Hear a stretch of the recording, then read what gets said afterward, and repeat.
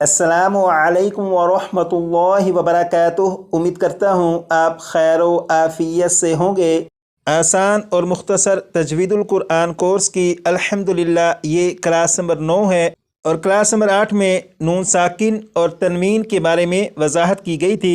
और class number 9 से class number 12 तक ये 4 क्लासें बनती हैं। उन 4 क्लासों में नून साकिन और तनवीन के जो 4 कायदे हैं उन 4 कायदों को पढ़ेंगे। अगर आपने नून साकिन और तनवीन के उन 4 कायदों को अच्छी तरह समझकर ज़ुबानी याद कर लिया तो उन 4 कायदों की बुनियाद पर पूरे कुरान पाक में जिस जगह भी नून साकिन या तनवीन होगा आपको मालूम होगा कि इस नून साकिन या तनवीन में गुन्ना करके पढ़ना है या गुन्ना किए बगैर पढ़ना है। और आप इतना कीजिएगा कि क्लास नंबर 9 से क्लास नंबर 12 तक 4 क्लासों में नून साकिन और तनवीन के जो 4 कायदे पढ़ाए जाएंगे उन 4 कायदों को ज़ुबानी याद कर लीजिएगा।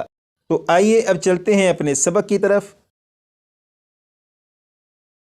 यहाँ पर लिखा है नून साकिन और तनवीन के 4 कायदे हैं। नून साकिन और तनवीन के 4 कायदे हैं। 6 मरतबा पढ़िएगा।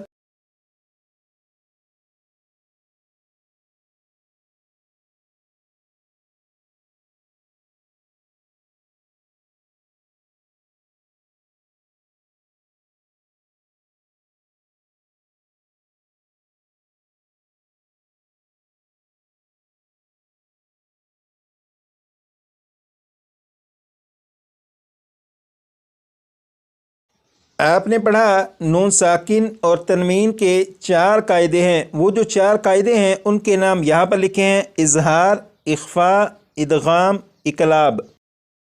और इन 4 कायदों में से सबसे पहले इजहार के बारे में पढ़ेंगे कि इजहार किसे कहते हैं। ये जो सबक आप देख रहे हैं इस सबक को याद करना है। पहले इस सबक को याद कर लेते हैं और उसके बाद फिर इसकी वजाहत की तरफ चलेंगे। यहाँ पर देखें लिखा हुआ है इजहार इजहार। 6 मरतबा पढ़िएगा।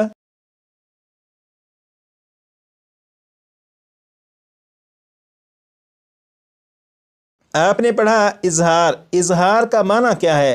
यहाँ पर ब्रैकेट के अंदर लिखा है जाहिर करना। तो इजहार का माना है जाहिर करना। इजहार का माना जाहिर करना। 6 मरतबा पढ़िएगा।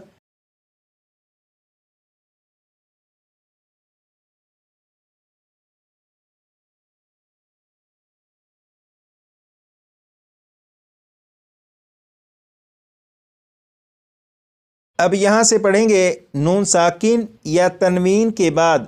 नून साकिन या तनवीन के बाद 6 मरतबा पढ़िएगा।